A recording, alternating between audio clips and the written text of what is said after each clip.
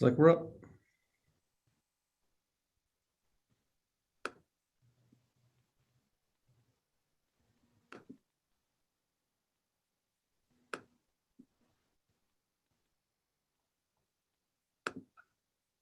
All right, I'd say go ahead.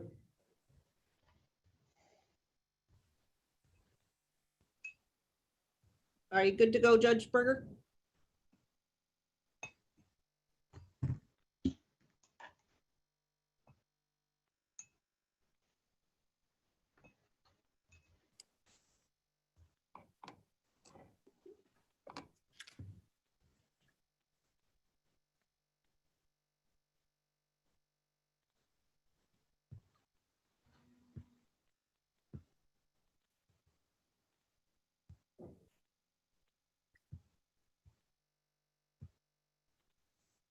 I'm expecting somebody to come and rescue me because I'm watching Chris Hugo smugly look at me laughing because he knows I do not know what I'm doing because I can't hear. I can see you, Chris, just because I can't. The audio is not working from your end, but the visual is, and I can see you with kind of a gleeful look of, man, Berger's a mess today look on you. So that's what I'm reading from you, which is true. I cannot deny that, but I cannot, I don't know how to turn on the volume here. I barely got hooked up and I thought I was doing so good. And I'm expecting Carrie or somebody to come and rescue me. Amy, you're probably further away than Carrie is, but I don't know how to, honestly, I don't know how to turn up the volume on this so I can hear you. I can run up there and help you guys. Okay, I was gonna say I can run, no big deal. Yeah, you can talk real loud, Carrie, but I can't hear you, so it won't do much good. And So I'm kind of stuck. if we wanted to, while we're waiting for Judge Berger to get his sound going, maybe we did have on the agenda to do introductions. So if we wanted to do that right now, just because there are some new board members, I thought it was a good idea to kind of introduce ourselves, make sure everyone knows each other. So I guess I can get started. We were If just you don't know me. Sorry, we were just in court using Zoom, and I don't know why. I didn't expect there to be any issues with just me not being able to continue with what we were doing via Zoom. And I don't know where the volume control is. Haley, you said it was on the upper right of my Surface Pro here?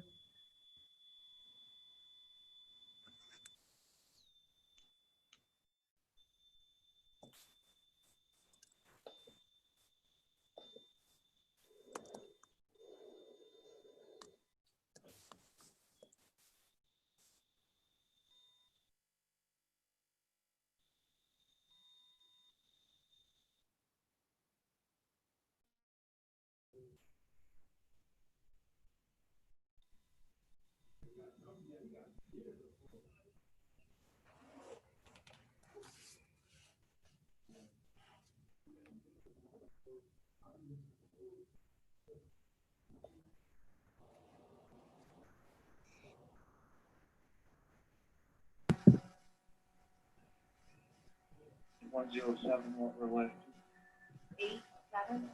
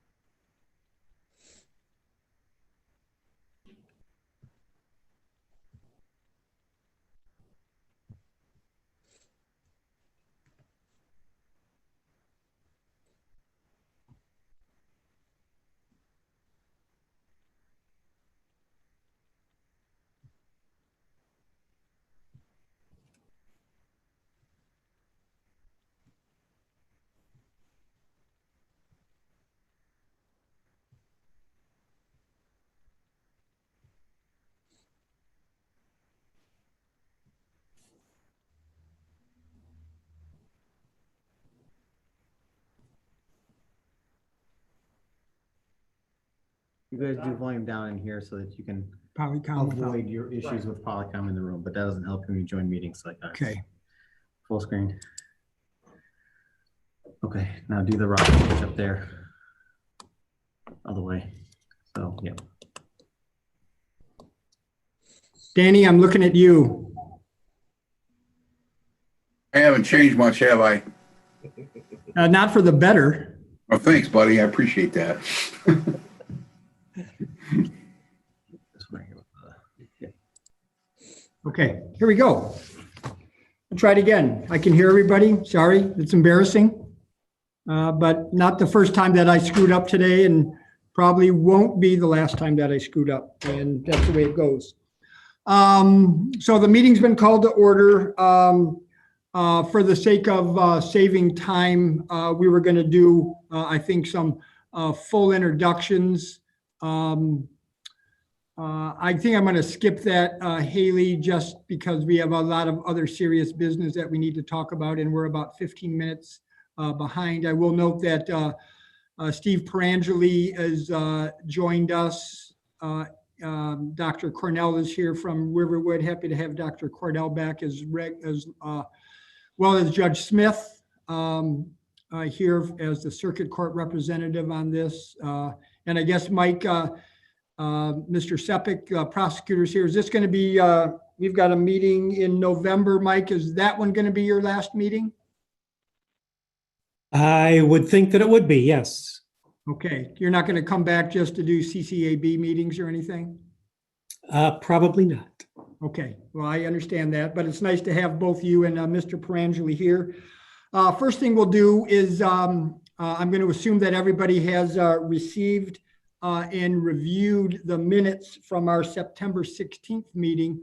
Does anybody have any corrections or changes or anything to say about those minutes? Hearing nobody, can I have a motion to approve those minutes? I'll make a motion to approve. Thank you, Sheriff Bailey. I'll support. Support by Mr. Hugel. Thank you. All in favor of approving those minutes, please say aye. Aye. I, Opposed? None. Thank you. We have jail report, jail population report. I'll move out of the way. Kevin's here. Good to see you, Yes. Kevin. What's Yep. up at the jail? The total inmate count for today is 254. The classified count is 238. We have 44 female prisoners and we have 93 people on tether currently. And that's reflective of sort of, if I recall correctly, I think I'm right about this, kind of a gradual upward trend for the past, I'm going to say 60, 90 days or so. It was trending up, but we kind of flattened out in the last week and a half. We're pretty much staying in the 250 range. Good, okay. Anybody have any questions for Kevin regarding the situation at Berrien County Jail, numbers wise? Okay. Next, Robin Sherrick for the KPEP utilization report. Good afternoon. We are currently at 51 residents in-house. Still have had no COVID issues here, and we're keeping our house count, lower than normal just to accommodate for social distancing and all of that.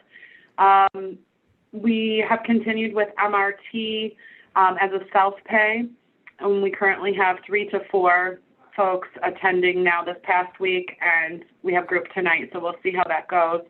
Otherwise, things are going well here, and I have nothing more to report.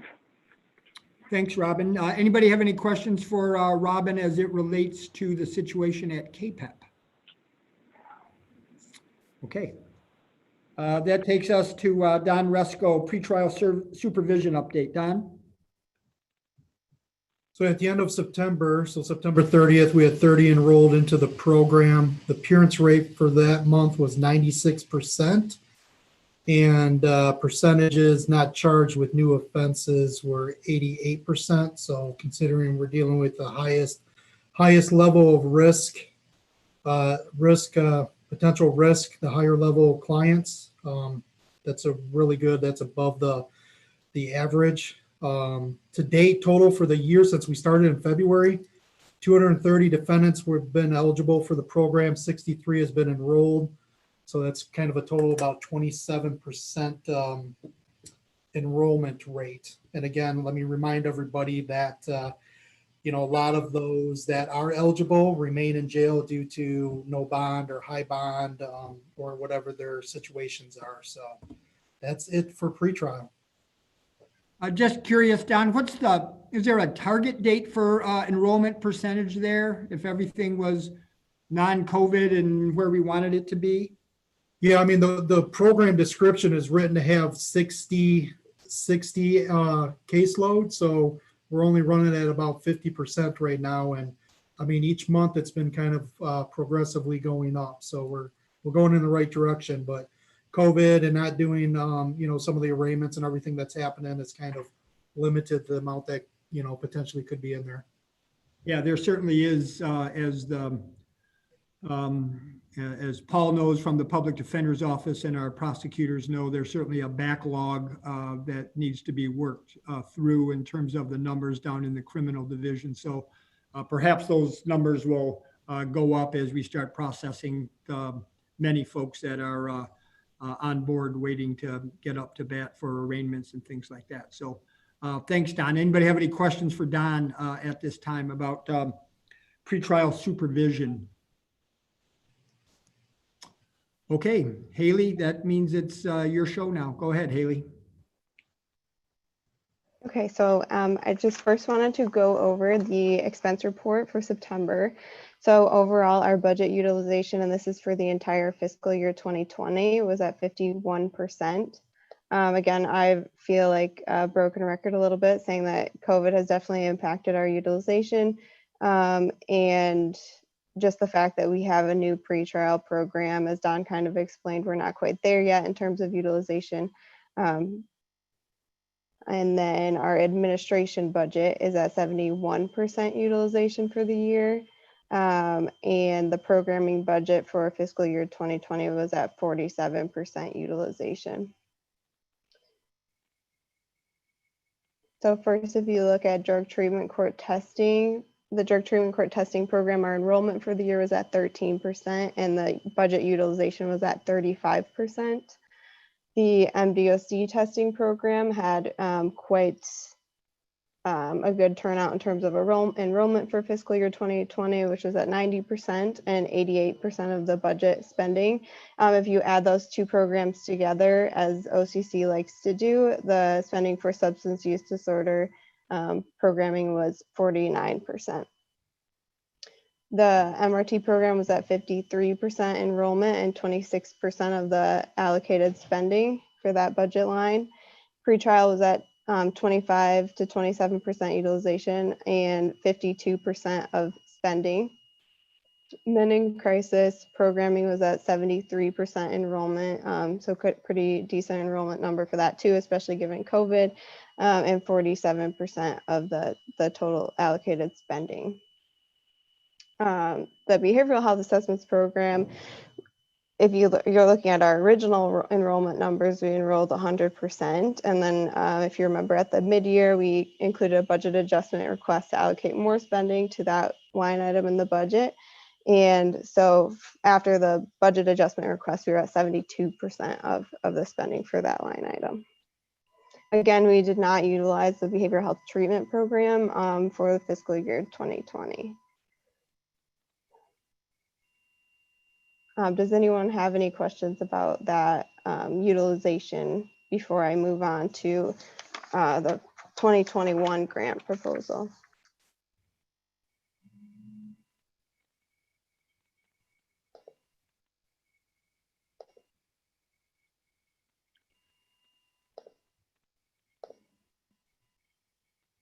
Okay, so hopefully everyone had a chance to take a look at this, but this, unfortunately, for 2021, our budget is cut. I haven't received the official contract from the Office of Community Corrections yet, but the state board did vote to allocate $150,000 to the Berrien CCAB for 2021. And that is a reduction of $44,448 compared to last year. And this was, I think, largely due to the overall budget cuts and state funding for community corrections, is one of the main reasons for this budget cut. So if you look here, I looked at the utilization as well as our funding allocation and distributed based on this spreadsheet. I propose to keep the administration budget the same as the budget request. So the budget request was originally $23,932. And I am proposing that we keep that the same for 2021. Pretrial supervision services, the request was $82,019, and I'm proposing that we keep that the same as well. The actual expenditures for 2020 look low for that line item, but that's again because we didn't start the pretrial program until February. Our pretrial supervision officer was hired in February, and so I'm thinking for 2021, the actual spending will probably actually be closer to $62,706 for the entirety of fiscal year 2021. However, there's a chance that our pretrial officer could leave. She could have a new benefits package, and so that amount would actually be higher. And so this is accounting for that. So this is accounting for a mid-level employee in that role with a full benefits package is the full $82,019. It's a little bit more difficult to advocate at the mid-year to community corrections that we need more funding for salary and benefits. But at the mid-year, I anticipate that we will have around $19,000 to reallocate to programming expenses. So that's my rationale there. Drug treatment court testing, the total request was for $43,150. And I'm proposing 37% of that total award for $15,949. So the actual, yes. And though the actual expenditures were low for 2020 at $12,906, this is largely due to the complete halt of drug testing mid-March to June.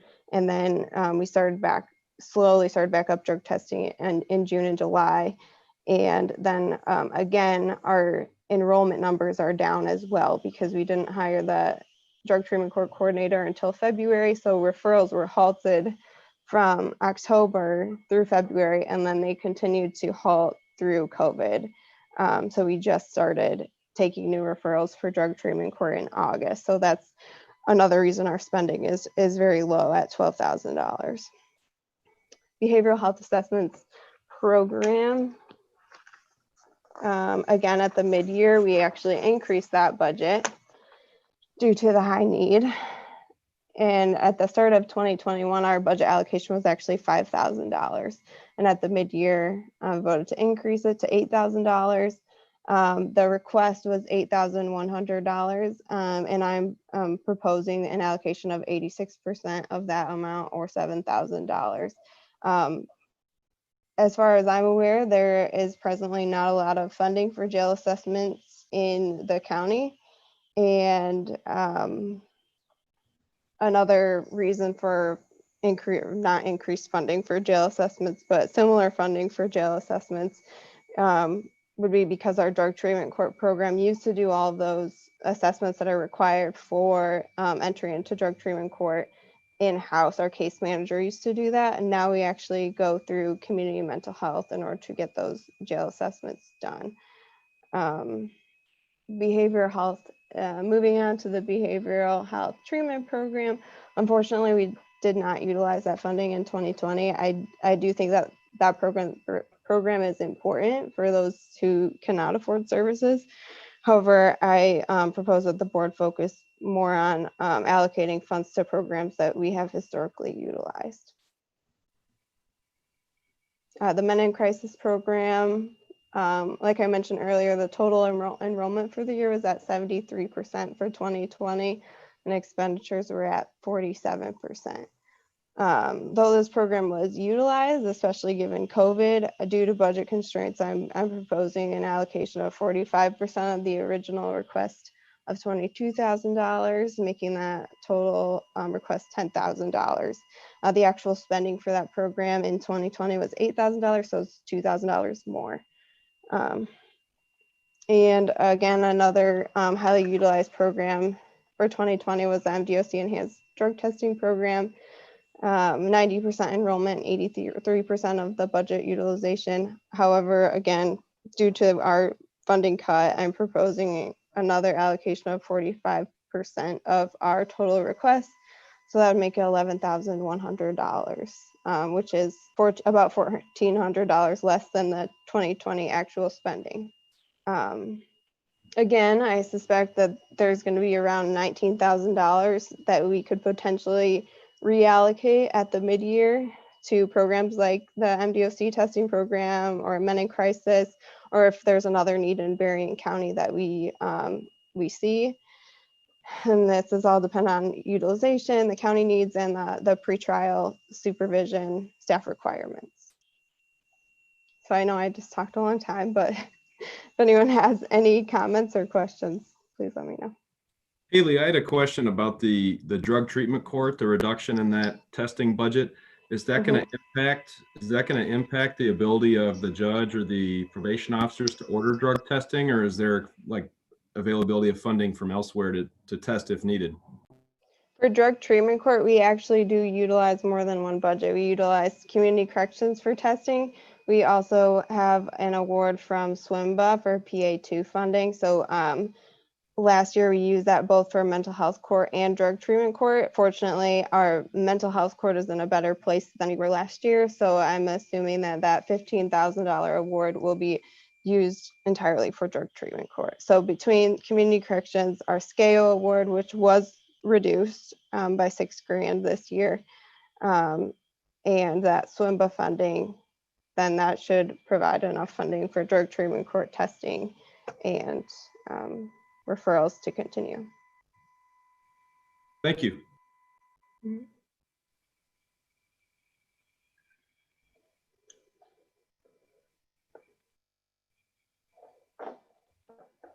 Other questions for Haley or explanations to clarify anything that just went over? So this is obviously, Haley, how you're proposing that we allocate the $150,000 that we're expecting to be our total budget for fiscal year 2021. Is that true? Correct, yes. Okay. So these numbers aren't written in stone. So if people want to talk about it, this is the time to discuss this. This is what Haley put together. And I had the same question that Paul just did about the drug treatment court, because obviously it looks real bad on paper that the treatment component in drug treatment court there, the testing component, was going to be pretty well gutted by it. But Haley did a good job of answering that question and believes that there's going to be sufficient money there.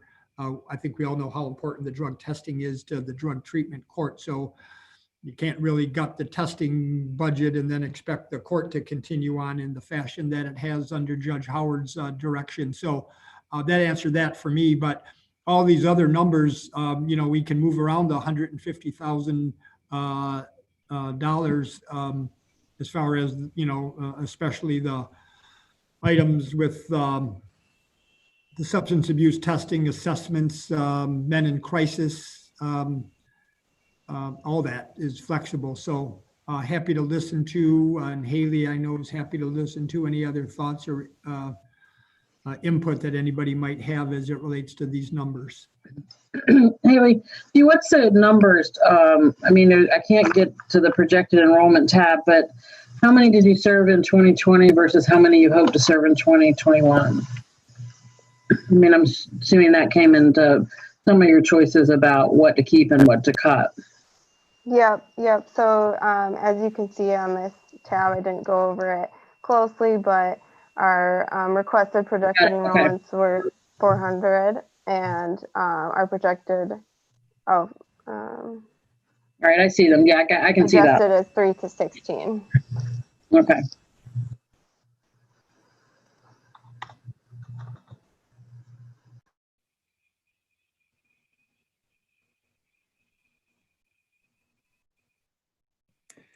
So I understand the MDOC enhanced drug testing figure, that this year's expense is lower in large part, I presume, because of COVID. So I'm kind of wondering from Marvin or Amber, if things get going relatively normal, is that going to be curtailing some of the things you want to do? And again, I realize, Haley, you can adjust some of those numbers as needed, but that is quite a cut too. So just kind of wondering from Marvin and Amber what their impressions are.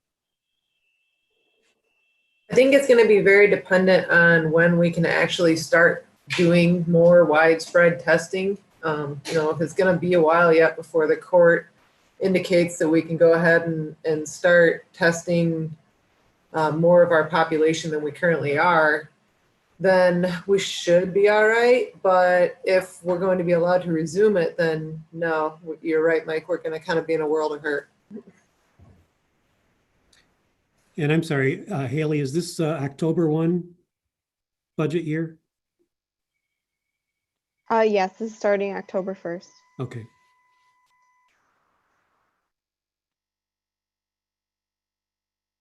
Amber, in response to that, I guess I can't say 100% kind of where things will be, given the fact that we're still not to the point of allowing people off the street for walk-ins into the building, given our phase 3.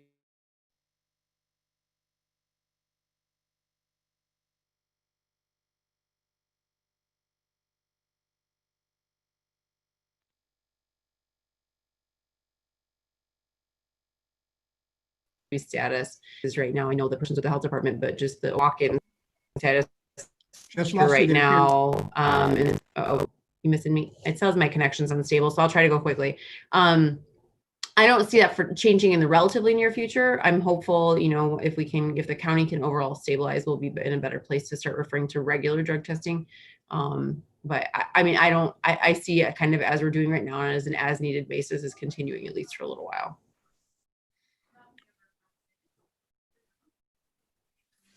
Thanks, Carrie. Anybody else?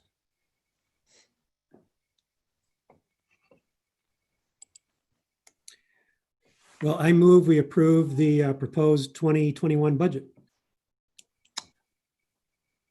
Second, anybody? I would second the motion. All right, thank you. Chris, Haley, was just before we vote on it, was there anything else you needed to say on that, or are we ready to go with that? I guess I'm not sure the process. I think the intention was if there were any changes, then I'd make those changes and then we would vote in November. But Carrie, I guess, do you have any perspective on it if we're allowed to move forward without the final preparation?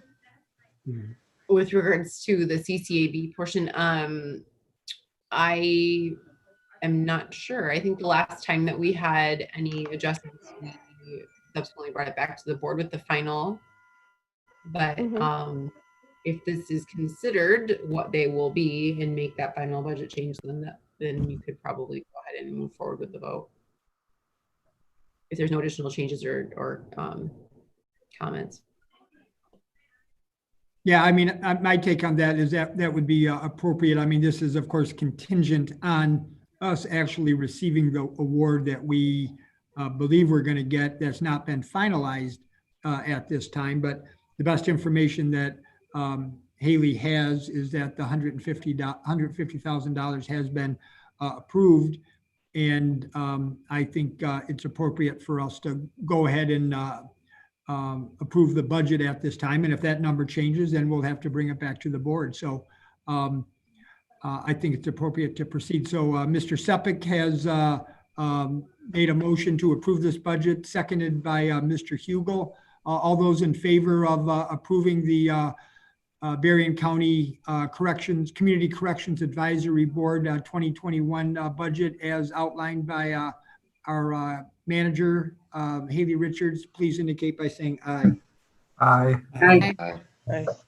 Anybody opposed? Hearing none, then that's our budget that we're going to work with Haley. And I guess, you know, with money that just from me looking at this, that you've indicated that may become available during the next year. Obviously, I know that comes to the board. And there are certainly places that I think we could appropriately plug that money in if we get all that money. So I look forward to the discussion on that. Haley, is there anything else that you feel we need to discuss from your report to the board this afternoon? Not at this time, no. All right. Then does anybody have any other just general comments or questions for us at this time before I go to the public hearing portion of this, public comment portion of this? I'm sorry. Haley, it's Amber. Real quick. So when can the agents begin sending our people, our population back to anger management, men in crisis stuff? I believe that we can, I haven't received the official grant contract. I'm assuming that the Office of Community Corrections will send that shortly. I guess, and that grant contract is something that needs to be approved by the Board of Commissioners. If anyone has any perspective on when then official referrals can begin again, given that we assume that our budget is going to be $150,000 according to the state board.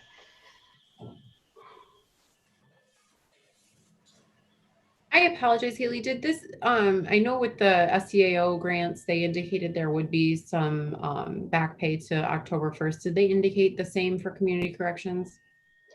I have not received the contract yet, so I do not know. I didn't ask Molly that specific question, but since I didn't receive the contract, I'm not sure. Okay, I guess we would just need to make sure that there is back pay till October 1st before we can make that recommendation. So perhaps once you receive that, you can send a communication out to the board. Okay. I don't know if that helps DOC as soon as she gets the update on the contract. Yep, that'd be great.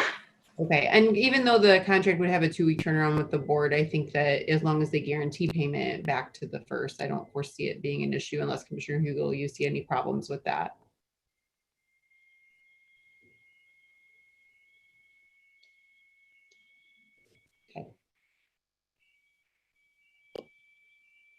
Okay, didn't hear anything there. So just asking generally, any other questions or comments that anybody wants to make at this time? Okay, then I guess we'll open this up for public comments. Haley or Braden, any indication that we have any public comments that need to be heard or addressed?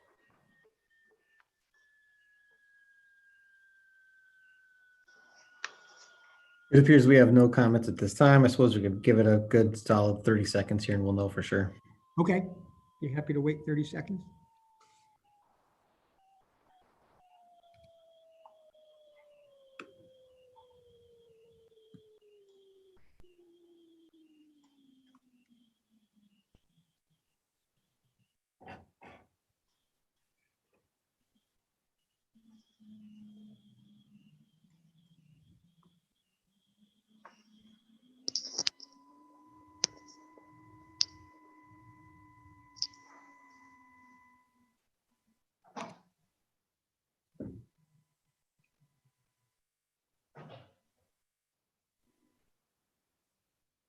I believe we have met and passed the 30 seconds. I don't know how much you want to wait, but we're probably good. I don't see Okay. anybody watching the stream either, by the way. Okay, I'm not surprised. Okay, then we'll move on from that. The next meeting, Haley, November 18th. That'll be a Zoom meeting as well. The focus of that meeting is going to be what, if you know right now, Haley? The original focus was going to be to vote on the proposed but finalized budget. But I suppose once we receive that actual contract amount, we can decide whether we want to continue with that meeting or keep it as a general meeting update. Okay, we'll leave it on. We'll leave it on for now. If anybody have any issues with that, I think it's appropriate. So we'll schedule this. The next meeting will be a Zoom meeting. Haley will send out the instructions November 18th, 12:15 via Zoom. Anybody have anything else? Okay, thank you, everybody. Is there a motion to adjourn then? I'll make that motion to adjourn. Thank you, Sheriff Okay. Bailey. Second. All right, thank you. Then we are adjourned.